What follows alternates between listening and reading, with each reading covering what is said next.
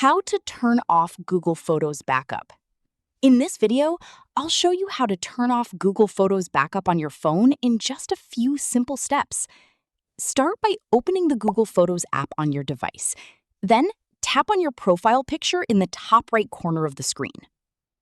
If you have multiple Google accounts signed in, make sure to select the account whose backup settings you want to manage. Next, tap on Google Photos settings, then select Backup.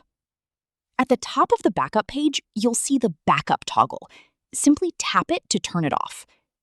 Once backup is disabled, Google Photos will stop automatically uploading your photos and videos to your Google account. Your existing backups will remain in your Google Photos library unless you choose to delete them manually. That's it. You've successfully learned how to turn off Google Photos backup on your phone. If you find this video informative, click on like, share, and subscribe for more videos.